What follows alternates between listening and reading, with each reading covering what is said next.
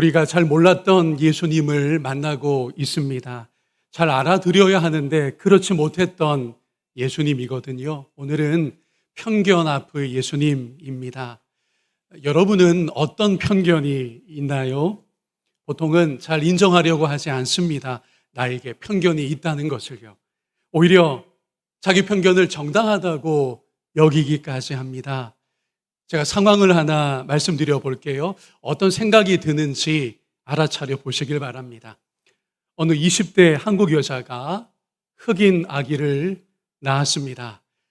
미군을 상대하는 클럽에서 일하고 있었고요. 때는 1970년대입니다. 혹시 그 여자 행실이 별로였겠네 라는 생각이 지금 들었습니까? 만약 백인 아이를 낳았다면 아유 잘 됐네, 예쁘겠네 라는 생각이 들지 않을까요? 우리에게 편견이 이와 같이 있는 것입니다. 제가 소개한 건 김영희 씨라는 분입니다. 미군 흑인 남자를 소개받고 결혼했습니다. 아기를 낳았고 남편만 믿고 미국으로 건너갔습니다. 그런데 한두 달 만에 남편이 집을 나가버렸습니다. 어린 아들을 데리고 살아남기 위해서 닥치는 대로 일했어요. 하루 16시간씩 노동을 감당했습니다. 아들은 아들대로 힘든 성장기를 보냅니다. 흑인 사이에서는 넌 흑인이 아니야, 넌 아시아 사람이야 라고 배제되었습니다. 엄마 따라 한인 공동체에 가면 넌 흑인이야, 넌 까맣다고 이렇게 규정되었어요. 정체성에 혼란이 옵니다. 자기를 낳은 엄마가 점점 불편하고 부끄러워집니다. 엄마는 엄마대로 교포사회의 한국 여자들 사이에서 소수였고 그리고 편견에 시달렸습니다. 다수가 백인과 결혼했었기 때문이에요. 그들은 김영희 씨를 수군거리고 자꾸 밖으로 밀어냅니다. 그래서 결국 흑인 지역으로 이사했고 다니던 교회마저 떠나 다른 교회로, 이런 편견도 차별도 없는 교회로 찾아 옮겨오게 되었습니다.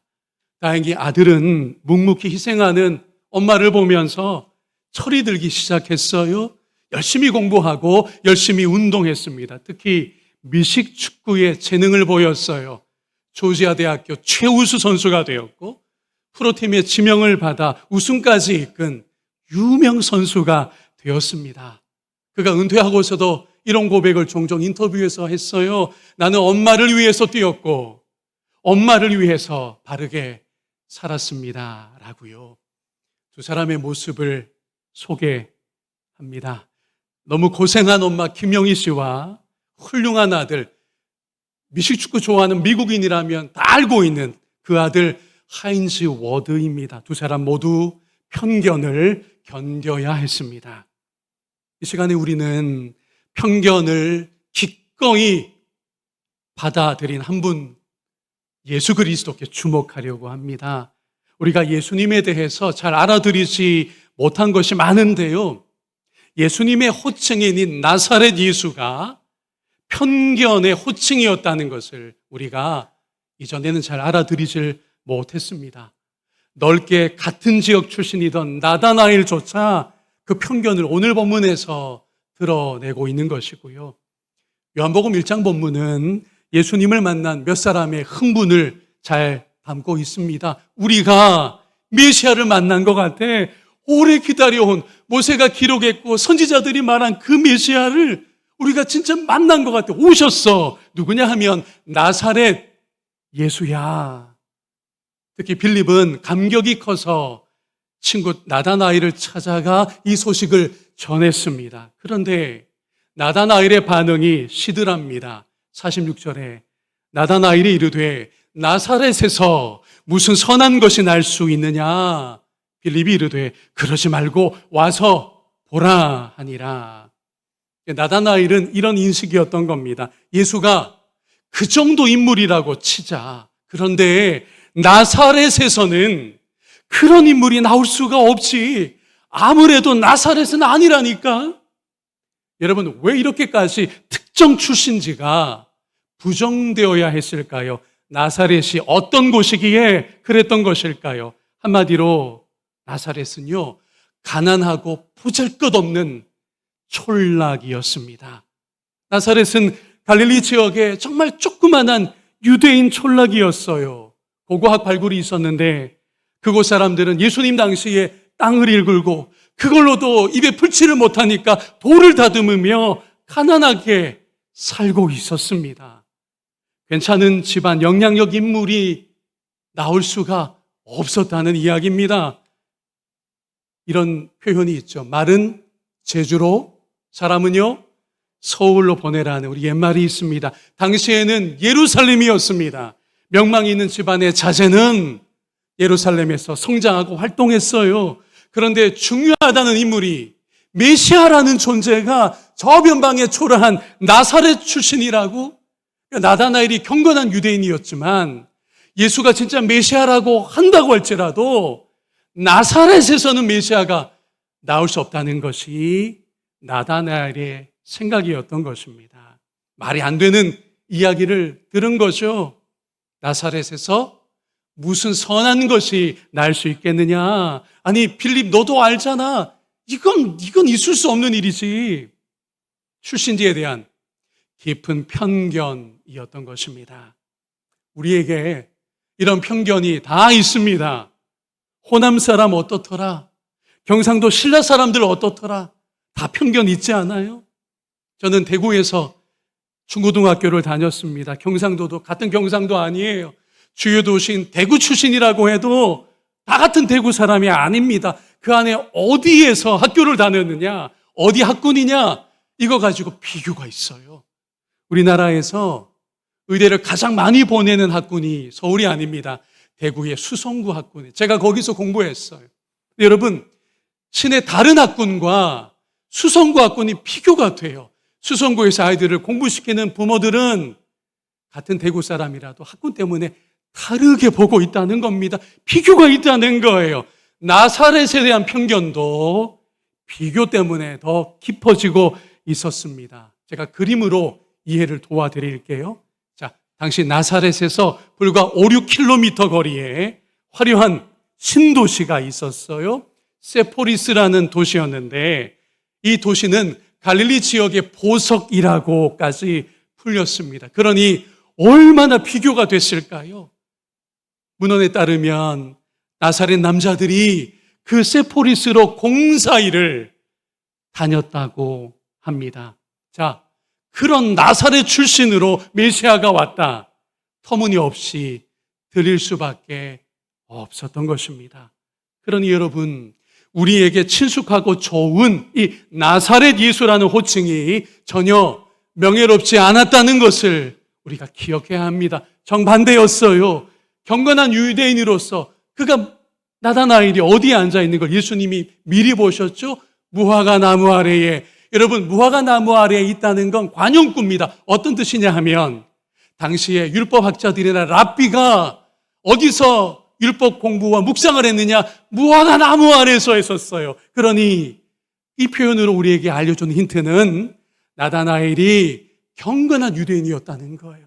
말씀을 깊이 알고 있었다는 것이고 묵상하는 메시아를 기다리던 여느 유대인 중에 한 사람이었다라는 것입니다. 그런데 그가 예수 그리스도를 인정하지 못하고 있어요. 딱 한 가지 이유입니다. 어디 출신이기 때문에요? 그 변방 촌구석 나사렛 출신이라는 이야기, 나사렛 예수라는 이 빌립의 증언 앞에 마문이 닫히고 있었던 것이에요. 오늘 표현으로 하자면 나사렛 예수란 그 촌구석 예수 정도인 것입니다. 당시 유대인 남자들 중에 예수라는 이름이 곧자리 있었어요. 우리 철수, 민수, 영수할 때 그런 정도 이름이 예수라는 이름입니다. 이게 그리스어로는 예수스이죠. 그러니까 그게 어느 예수야? 특정하는 일이 필요했는데 하필이면 우리 예수님이 핸디캡을 갖게 된 거예요. 나사렛 예수였던 겁니다. 예루살렘 예수가 아니라 나사렛 예수였다는 거예요. 그런데 여러분, 놀라운 사실이 있습니다. 정작 예수님은 그 꼬리표를 끝까지 버리지 않으셨다는 사실입니다. 십자가에 죽으실 때 어떤 죄패가 붙어 있었죠? 나사렛 예수, 유대인의 왕이라고 적혀 있었습니다. 더 놀라운 건 부활하시고서 후에 바울이 된 사울을 찾으셨을 때도 자기를 나사렛 예수라고 계시하셨던 거예요. 부활의 예수님은 어떤 존재입니까? 영광스러워지셨습니다. 부활 승천하셔서 하나님의 오른쪽 왕좌에 등극하셨다고요. 그러니 사울을 찾아오셨을 때 이렇게 말씀하셨어야 합당합니다. 나는 영광의 주다. 나에게 성부의 모든 권세가 있단다. 내가 만국을 다스리고 있단다. 이렇게 교회를 핍박하는 사울 앞에 나타나시고 계시하셨으면 좋았을 텐데 어떻게 부활의 예수님이, 영광의 예수님이 자기를 계시하셨느냐? 사도행전 22장으로 가보겠습니다. 여기 나는 누구냐 하면 바울 되기 전에 사울입니다. 내가 대답하되 주님 누구시니까 하니 이르시되 함께 읽습니다. 나는 너가 박해하는 어디 예수라고요? 나사렛 예수라고 사울에게 자기를 여전히 나타내고 계셨습니다. 왜 이렇게 하셨을까? 폼 안 나게, 그죠? 왜 똑같은 명함을 여전히 들이대고 계셨을까라는 겁니다. 제가 두 가지로 묵상이 되더군요. 예수님께서 세상의 편견을 기꺼이 받아들이셔서 우리의 편견을 고치려고 하셨겠구나 라는 묵상이 그 하나이고요. 두 번째, 그래서 예수님과 참 만남을, 또 우리 서로의 참 만남을 열어주려고 하셨구나 라고 오늘 이 사건이 제 마음에 다가왔습니다. 그래서 부활하셨지만 예수님이 이력서를 고치지 않으셨어요. 명함을 새로 파지 않으셨다는 겁니다. 하지만 우리는 어떻습니까? 인간 세상은 어떤가요? 나 이 정도 자산가요? 집안에 이런 사람이 있어. 내가 도의원입니다. 내가 대형교회 목사입니다. 뭐라도 하나 내세우려고 하지 않나요? 우선 이런 교만한 마음들이 끝까지 지금도 자신을 나사렛 예수라고 나타내기를 기뻐하시는 예수님 앞에서 겸손해질 수 있기를 소망합니다. 그래야 예수님 만나요. 그래야 예수님을 참으로 만날 수 있는 것입니다. 그러므로 말씀 앞에 우리 자신을 이렇게 세워봅니다. 나에게 우선 어떤 편견이 있는지 성령께서 보게 하실 거예요. 순종하여 버릴 수 있기를 축원합니다. 또 하나, 나에게 어떤 핸디캡 때문에 편견을 받아온 분들이 이 자리에 있어요. 성령께서 위로해 주시기를 축복합니다. 이른 나이에 엄마가 없어서 또는 아빠를 잃어서 몸이 아프고 다쳐서 학교를 제대로 다닐 수가 없어서 경제적으로 어려워서 등등 여러 핸디캡 때문에 편견받은 일들이 여러분 가운데 있을 것 같아요. 동일한 성령께서 여러분 마음을 싸매 주시기를 축복합니다. 그러므로 편견으로 판단했든지 아니면 편견을 받았든지 우리 모두가 나사렛 예수로 새로워지는 이 아침 되기를 주님의 이름으로 축복합니다. 이제 마지막 한 걸음이 있어요. 우리 예수님은 그러므로 사람 자체를 보십니다. 바로 이것이 나다나엘을 변화시킨 열쇠가 되었던 것이고요. 예수님께서 나다나엘을 대면하시기도 전에 알아보셨습니다. 그가 참 이스라엘 사람이라는 것을요. 여기에서 참 이스라엘이란 참되지 못한 이스라엘이 있었음을 전제합니다. 제가 퀴즈를 드릴게요. 그게 누구일까요? 그게 누구였을까요? 바로 야곱입니다. 야곱의 또 다른 이름이 이스라엘이잖아요. 야곱은 속였습니다. 욕심이 많았습니다. 간사하게 처신했었어요. 그래서 참 이스라엘이 되기까지 시행착오와 연단을 거쳤던 것입니다. 자, 그런데 시간이 한참 지나 예수님이 오셔서 나다나엘을 보시는데 그 안에 간사함이 없는 거예요. 옛 이스라엘이었던 야곱의 인간적인 면모가 나다나엘에게서는 보이질 않는 겁니다. 47절과 같이 그 깊은 중심을 예수님이 아무 편견 없이 헤아려 주셨어요. 예수께서 나다나엘이 자기에게 오시는 것을 보시고 그를 가리켜 이르시되 함께 읽을까요? 보라, 이는 참으로 이스라엘 사람이라 그 속에 간사한 것이 야곱 같은 것이 없도다 라고 알아주신 겁니다. 참 이상합니다. 나다나엘은 편견을 갖고서 예수님을 바라보고 대면하고 있는데 예수님은 아무 편견 없이 나다나엘을 보아주셨으니까요. 너는 참으로 이스라엘 사람이구나 라고 해주신 겁니다. 오늘 우리가 영적 의미에서 참 이스라엘이 되려면 그래서 이것이 꼭 필요하고 소중합니다. 바로 나를 있는 그대로 알아주시는 예수님의 시선과 마음이에요. 그러니 여러분, 세상의 시선과 다른 사람들의 말에 규정되지 않기를 부탁드립니다. 다만 우리 모두가 이 아침에 나사렛 예수 안에서 발견되기를 주의 이름으로 소망합니다. 그럼에도 불구하고 목사님, 세상적 성공이 저에게 계속 중요합니다. 세상의 인정을 받는 것도 좋잖아요. 저에게 계속 영혼을 채워주는 게 바로 그거니까요. 라는 분들이 있을 것 같아요. 그렇다면 끝으로 가장 큰 성공과 가장 영광스러운 인정받음도 예수 안에서라는 걸 꼭 짚어야 할 것 같습니다. 바로 오늘 마지막 구절에 그 내용이 나와 있어요. 또 이르시되 진실로 진실로 너희에게 이르노니, 이게 그 유명한 이 그리스어로, 그죠? 아멘 아멘 에고 레고라는 거예요. 뭐라고 그리고 중요한 말씀을 하실 때 아멘 아멘 에고 레고, 진실로 진실로 너에게 이르노니 라고 하시며 말씀 주시는데, 하늘이 열리고 하나님의 사자들이 인자 위에 오르락 내리락 하는 것을 보리라고 계시해 주신 겁니다. 자, 이 마지막 구절도 그 배경에 누가 지금 있을까요? 야곱이 있어요. 맞습니다. 야곱이 또 한 번 도피하는 그 장면이었죠. 하나님이 베델의 밤에 환상을 주신 겁니다. 사닥다리 환상이잖아요. 하늘로 난 사닥다리를 야곱이 본 것입니다. 천사들이 오르락 내리락 하고 있었고요. 이것이 야곱에게 어떤 충격을 주면서 소망이 또한 되었느냐 하면, 야곱은 그때까지 오를 수 있는 모든 곳에 자기 힘으로 올라보자라며 살아왔던 인생이었거든요. 그런데 자기의 어떤 공로도, 자기의 실력도, 욕심도 상관없이 하나님 편에서 하늘과 땅을 잇는 사닥다리를 환상으로 보여주시니, 이게 뭐지? 아니, 이런 하늘로 올라갈 수 있는 길이 있는 건가? 야곱의 인생에 큰 도전을 주는 환상이 되었던 겁니다. 그걸 야곱이 소망하게 되었고요. 그런데 그 소망이 드디어 성취됨을 선언하기에 이르렀는데, 바로 나다나엘에게 들려주시는 이 말씀을 통해서였습니다.